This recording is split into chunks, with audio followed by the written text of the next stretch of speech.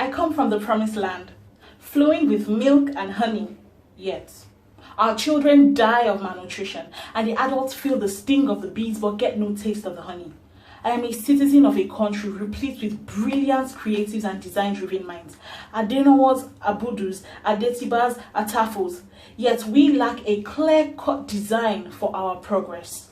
I am a child of the most populous black nation, which I fear one day might become empty with the mass exodus of my brothers and sisters to other countries in search of greener pastures. This is my sad reality. Today, I speak on redesigning the Nigerian economy with new ideas.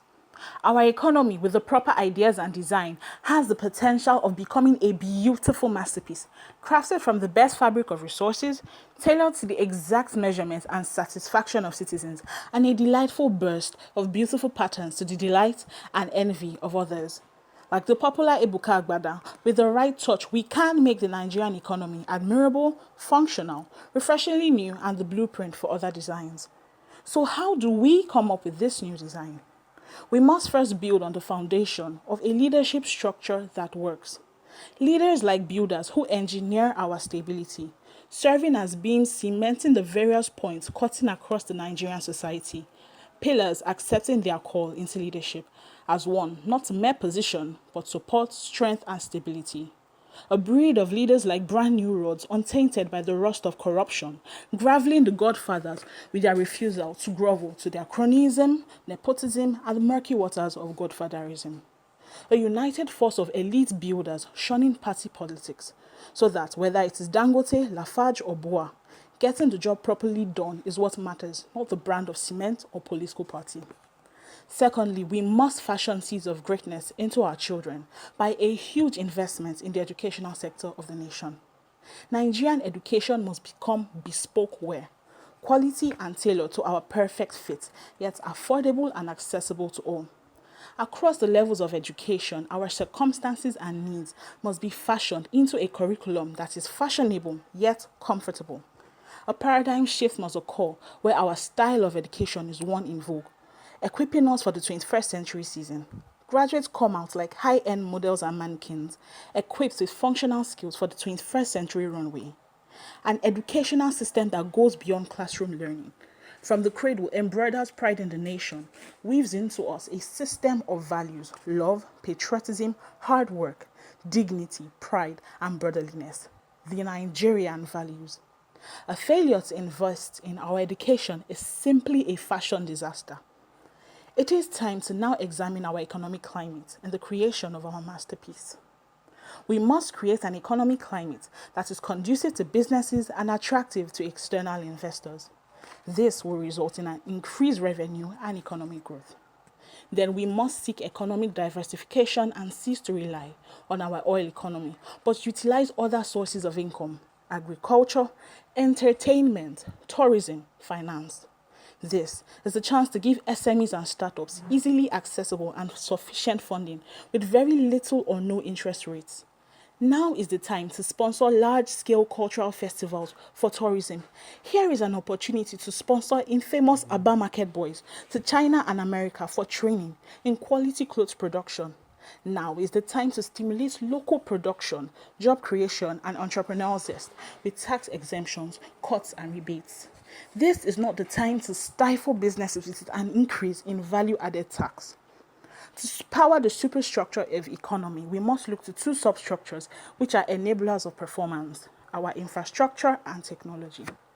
Affordable accommodation, portable roads that aren't death traps, constant electricity, and a public healthcare system that our leaders will be confident in to use must be provided. Regarding technology, the giant of Africa is overdue for a technological revolution. In this revolution, she will adopt and adapt technology to favor her citizens whilst coming up with indigenous ideas.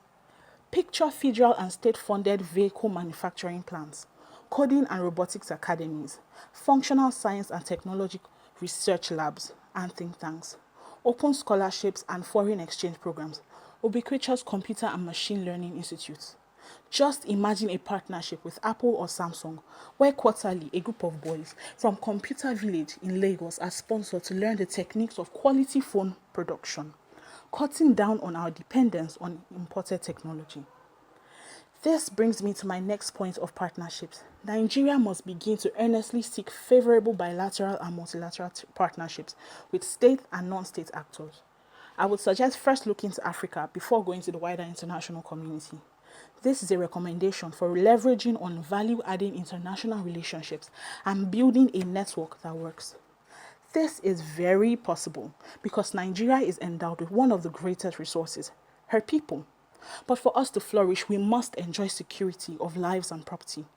This is where we will need a bulldozing and functional legal system, demolishing the brick walls of division and building them into symbolic bridges of unity and peace. Religion, ethnicity, political affiliation, and socio-economic stratification will no longer be the carnal weapons of our warfare, but bases for cooperation. To enforce this idea, we must put an end to the reign of terror that is gradually threatening our stability, especially our youth. This is the regime of bathroom slippers clad, pot-bellied, power and liquor drunk, trigger-happy, mentally unstable, poorly trained and ill-equipped law enforcement officials. Finally, I speak on communication as a catalyst for growth. Nigeria must have a functional feedback mechanism. For example, a Ministry of Communication and Information that wasn't one-sided.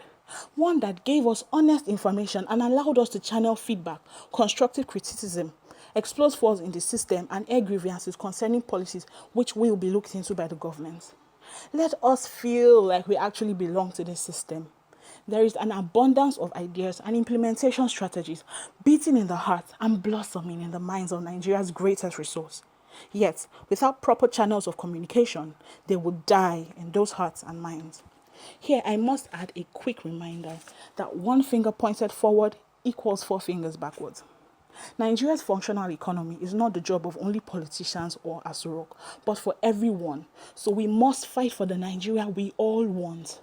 It starts with little: properly disposing trash, refusing to drive against traffic, payments of tax, shunning internet fraud, voting at elections. We fight battles before winning wars. I conclude by saying that every masterpiece started as an idea in the mind of a designer. From an idea, it grew into a sketch and became implemented into reality. Without proper implementation and execution of our ideas, our dream of a redesigned economy will be simply that, a dream. More than a dream, it will fester into a nightmare, a painful and constant nightmare of what could be but never was. I am Ogadibubi. Thank you.